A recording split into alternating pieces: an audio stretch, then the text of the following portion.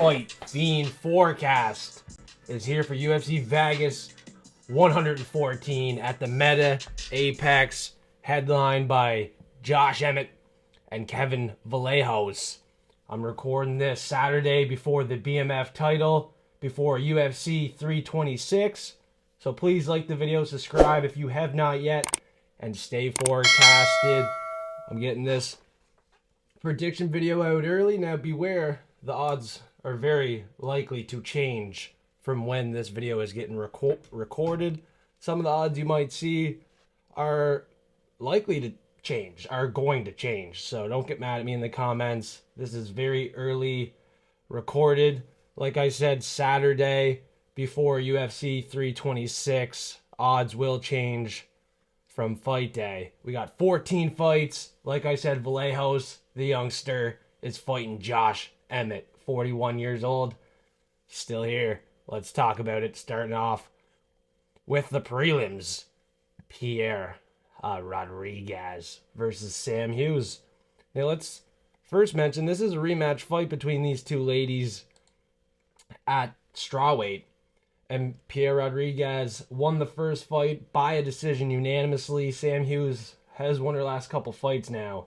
Sam Hughes, Rampage, has a high volume output. She's very aggressive. She can even mix it up on the ground. She's a very well-rounded fighter, and she is better than her record indicates. In this fight, as a slight underdog, I think she should be a bigger underdog, and I don't think she's going to win this one. Most of the time, I don't see rematch fights going down the same way. Rightfully so, I think this one does, and Piera Rodriguez is favored to win. I do believe she will grow as a favorite throughout the week, so let's keep a close eye on these betting odds. I think there's a lot of value early in the week on Rodriguez, and she should pace her way to a decision like she did in her last fight. Rather, if this one's close, I expect Rodriguez to get her hand raised on the judges' scorecard. Next up, we got Elijah Smith, who's off a big knockout slam win 7 months ago to Kazama. He picked him up and slammed him down to the ground, knocked him out. That was vicious and very scary. This is a very explosive fighter, very well-rounded fighter, and at 9-1, great prospect to keep our eyes on. He's 23 years old, and he's going to make us a lot of money moving forward. Now, Su Young Yu has been making people money. He's been priced as a big favorite, and he's on a win streak. A lot of his fights, he goes out there, wins it cleanly by a decision, and he looks like the betting favorite. In this one, he is an underdog, and I think he will struggle with the stylistic matchup in this one. Elijah Smith is too explosive, too powerful, and Su Young Yu, in my opinion, has not fought a guy like this yet. Although he can make this fight close, he could be a live underdog on the card. I'm going to trust in the youngster here, Elijah Smith. I'm going to have some faith in him for sure. I think he's going to get a takedown, control it, maybe not pick him up and knock him out like he did in that last fight, but I think he'll have success with the takedowns in this fight and go from there. Even on the feet, he has more power, and I think the damage will be done on the side of the betting favorite Elijah Smith here. Next up on the event, we got Bia Mesquita, 6-0 undefeated. 34-year-old prospect here, little experience, but nasty submission ability. Now, she gets an opponent from Mexico, Montserrat Rendon, who is a very good fighter in the bantamweight division. She just beat Elise Pereira, 5-0 undefeated by split decision. And as an underdog, you can't really count her out. She will be there, pillar to post, tough and durable, and it's hard to get a win past her. Mesquita is 34, little experience, and this could be a big step up in competition. I know it's a big step up in competition, and I think we should beware a little bit. Price tag's pretty wide for Mesquita. Will she quit? Will she lose gas later in the fight? Early in the fight, I do expect her to control with the grappling, maybe find a submission in this fight and look like a betting favorite. But if this gets late, if the fight's close and goes to the scorecards, I'm not as confident in her to win as a 4-1 favorite. Like I first said when I broke this fight down, she's nasty on the ground with the submissions. Hopefully she can wrap that up because she is my pick at the Meta Apex. Luan Lacerda is next versus a Dana White Contender Series prospect, Hecher Sousa. The Spain fighter here, 14-1, rightfully favored. Now, Luan Lacerda is a BJJ nerd. He's very good with those submissions, and he's off a nice armbar win to a decent opponent, Simon Oliveira, who was more inactive than a Hecher Sousa. Sosa's here to perform. He lost his father during the Dana White Contender Series performance, I do believe, and he still went out there and fought, got the win as a betting underdog versus Maxim Lee. He showed us a lot of his skills, and I think he's going to show us a lot more. On the regional scene, he had a lot of finish wins, and Lacerda on the feet is outmatched in this one. On the ground, Lacerda is going to be potentially the better fighter, but every fight starts on the feet, and I think Sosa starts off striking and maybe ending this one early. I'm taking an early knockout for the Dana White Contender Series prospect from Spain. He's going to spark him early. I think the mismatch from the grappling advantage to the striking advantage is too big. Sosa is too slick on the feet. He should catch him early, and I expect this line to grow throughout the week. I love the Spain fighter this week, and he could be a potential lock of the week. Good parlay piece. Stay forecasted. Now we got a Belgium fighter, Bolaji, 10-3. He's pretty well rounded, but he can be submitted. We've seen it before, and we've seen him knocked out in his last fight via ground and pound. He can get controlled. Now he gets a guy off Dana White's Contender Series again. But this fighter suffered defeat one time by a decision, high-level fight at PFL. And on Dana White Contender Series, he had the knockout win round 3 as an underdog. He had to come back in that fight. And this fight is actually really close. Very good stylistic fight for each other. And it's hard to predict a winner. Obviously, the line is a little wide in my opinion. Sosa is a near 3-1, 4-1 betting favorite. He is my pick. But I just don't see how he is this big of a favorite. This is more of a 50-50 fight in my opinion. This is going to be one hell of a fight.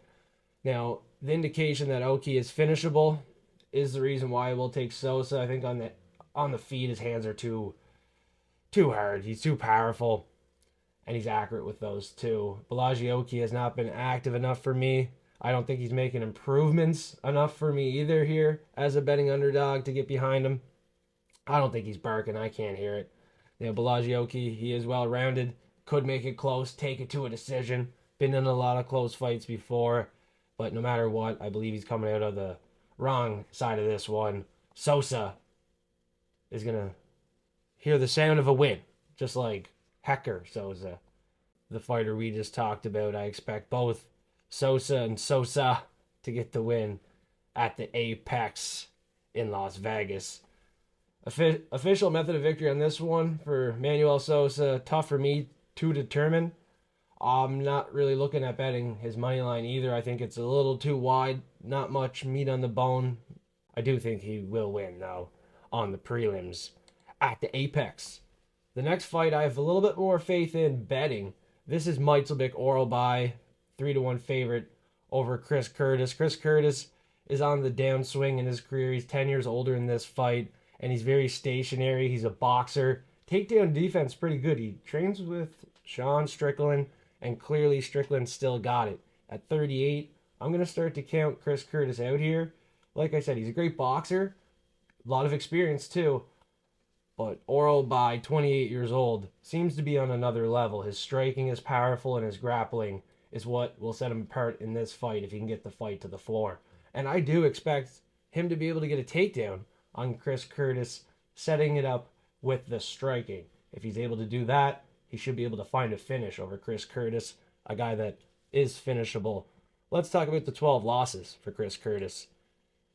Out of those 12 losses, he has 9 decision losses, but he's been knocked out twice. And most recently, he got head kicked to Kopylov in his last fight. Maybe the knockouts start to occur more often. He's 38, and he is a fade for Fight Fiend this week. I'm liking Orolbai a lot here in this spot. In the next one, it's a 50-50 fight. Brad Tavares and Eryk Anders. Both fighters 38 at the tail end of their career. And in the 50-50 fight, I will lean with Brad Tavares, take it to a decision, and get it done here. I think he's more well-rounded. He's been more active in the UFC, and he's shown us just a little bit more. Eryk Anders, not too impressive over his last 5 fights. He's off a really bad spinning back elbow knockout loss in round 1 7 months ago. Thankfully, he took 7 months off, but not a good look in his last fight where Brad Tavares went to round 3 and got knocked out. It doesn't look as bad. He's more durable in my opinion, and I do think he goes out here and just cleanly wins a decision. Now, this is another line. It's around 50-50. I expect Brad Tavares' side to grow throughout the week. It's Saturday sitting here now before UFC 326. These odds, all the odds, are likely incorrect and going to change. The prelim headliner is where I'm finally smelling underdog. I can hear it. I'm going to get behind it, and it's Bruno Silva, the good one. The good one from flyweight. Okay, he's fighting Energy. Charles Johnson seems due for the win here off a loss, but that loss didn't look too good. I watched it back. He struggled to get back up. He didn't really know where he was, and maybe you can make an argument it was stopped too early, but it didn't look good. I think Bruno Silva could do damn near the same thing, and later in the fight, Bruno could gas him out and still be fighting like a dog. He has a lot of round 3 finishes, off one to a 10-1 prospect, Hunsun Park. Got on the back, found the rear naked choke. This dog fights for 15 minutes, and he looks for the finish late in fights. I have faith putting a little bit of money on him. Actually, I'm going to make him my pick here.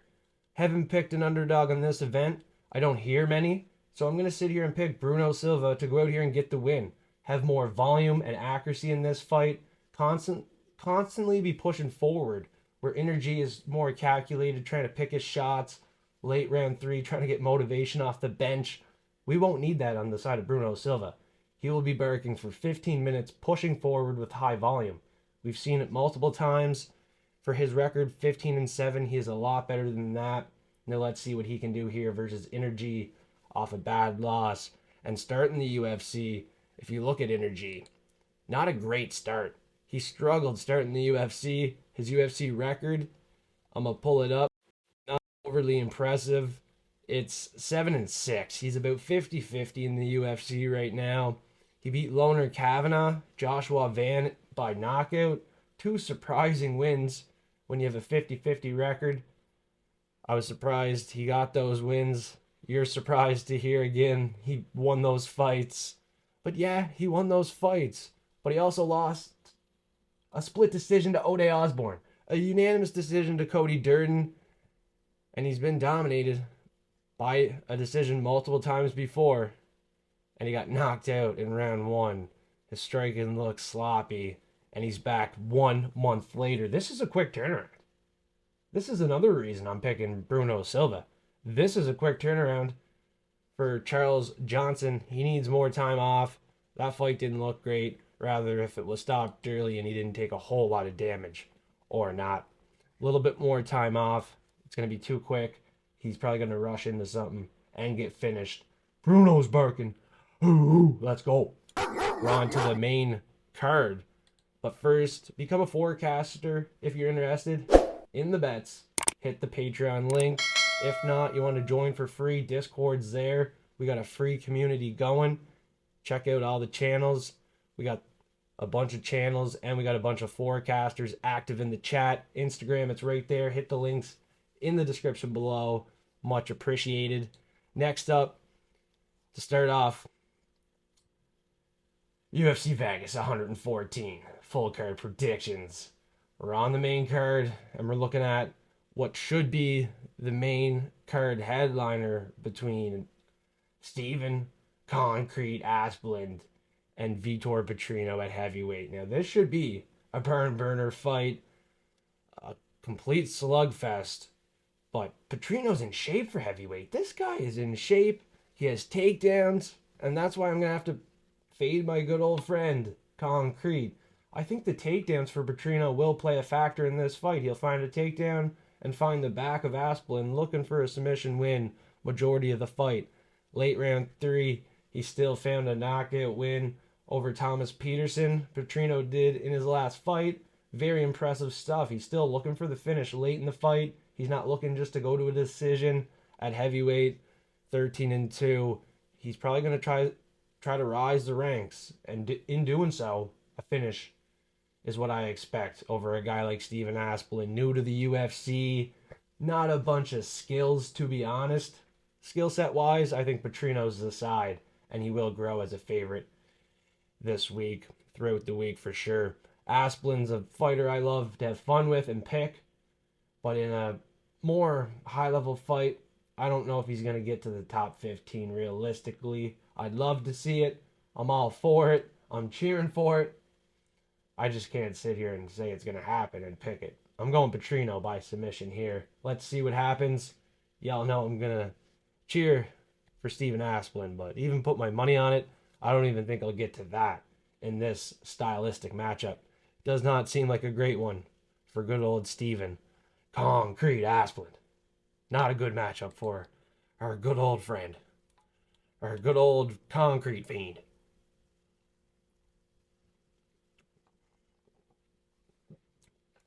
A matchup that I love for a fiend from Australia, Marwan Rahiki, 7-0 undefeated, is a fight versus Hardwick, a fighter that's coming off a fight where he couldn't stop those calf kicks. And I don't think he's UFC caliber, period. There's not a whole lot to talk about here. This is a fighter that is a lock of the week from Australia. Real good prospect, 23 years old on the card, off a knockout win on Dana White's Contender Series. Well-rounded skill set, even on the ground. On the regional scene, he had a lot of submission wins. Don't count him out on the ground. He could club and sub.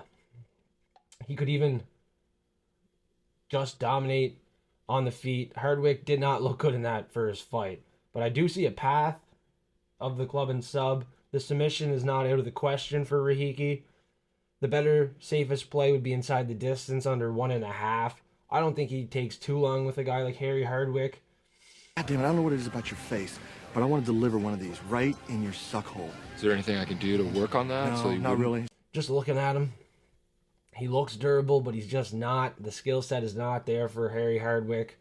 He's more of a Cage Warriors fighter, and he did not hold up long versus a guy that's barely UFC caliber in Caio Fernandez, 10-2. Fernandez, he's all right. He's getting better.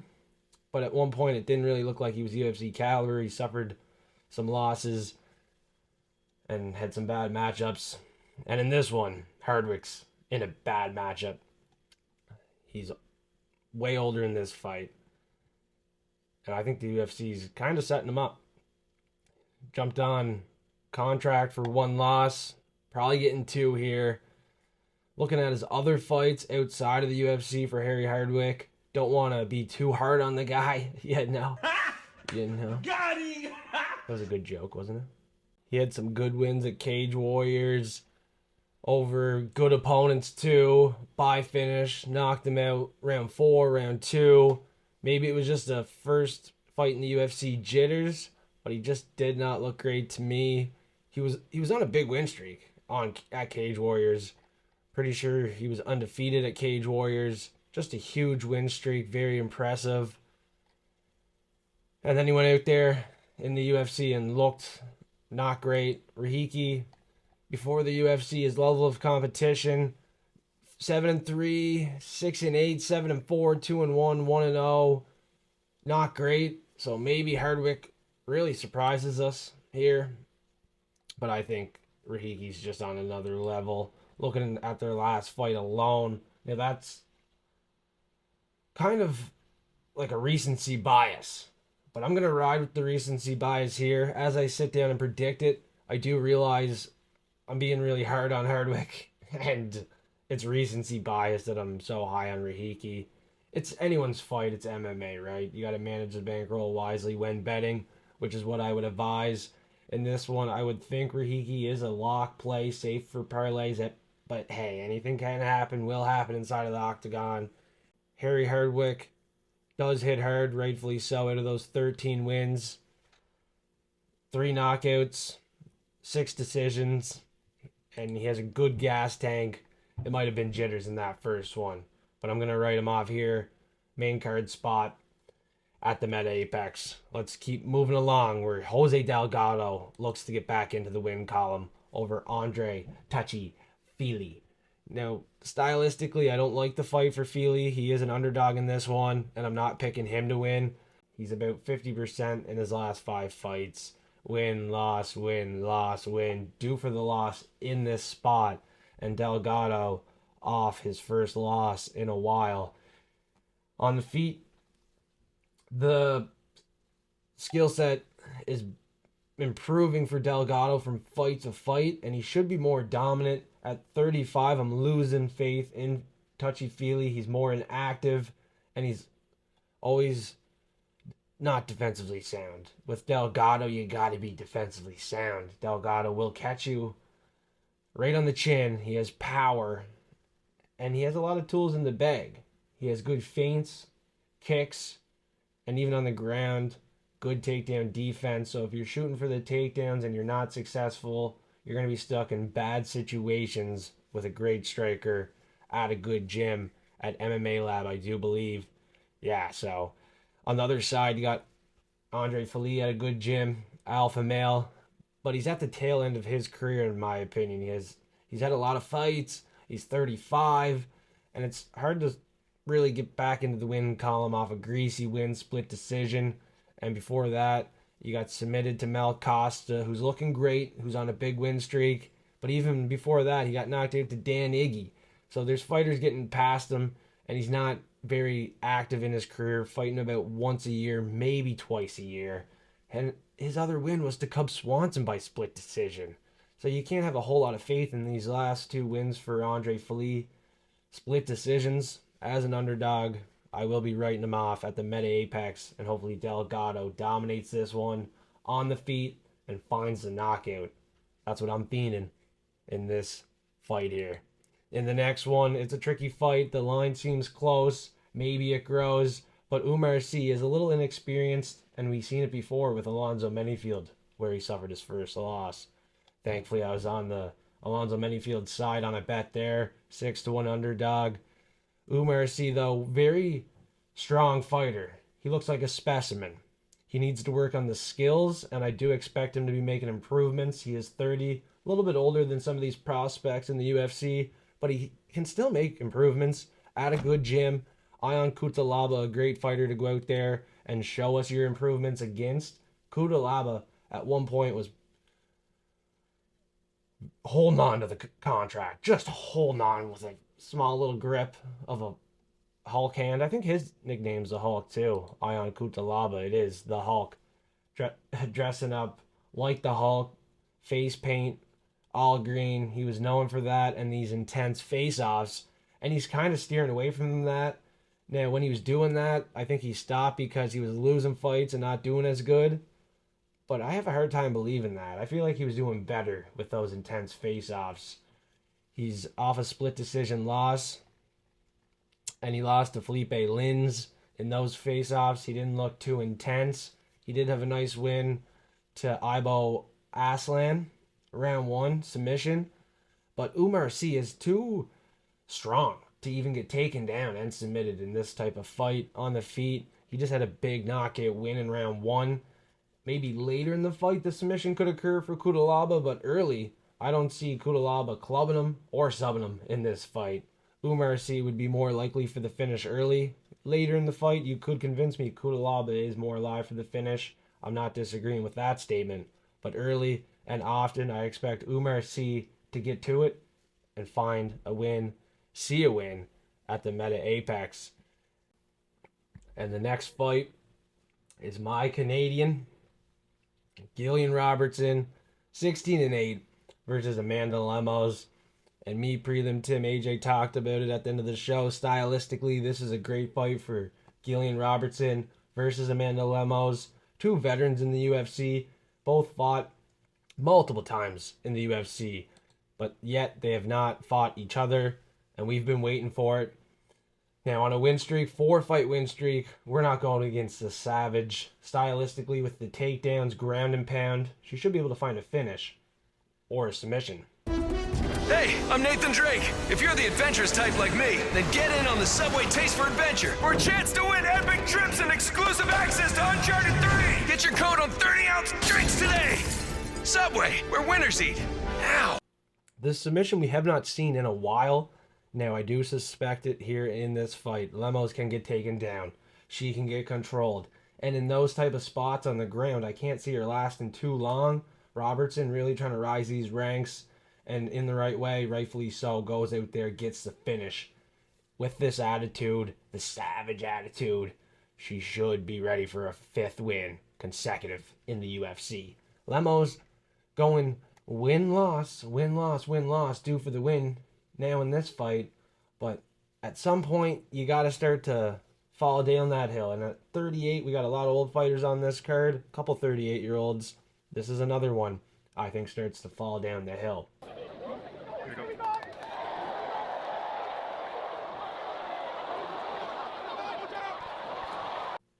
We'll see what happens. Lemos has speed and power on the feet, but she does seem to be fading, and I'm losing faith in her. I've lost money betting her in the past.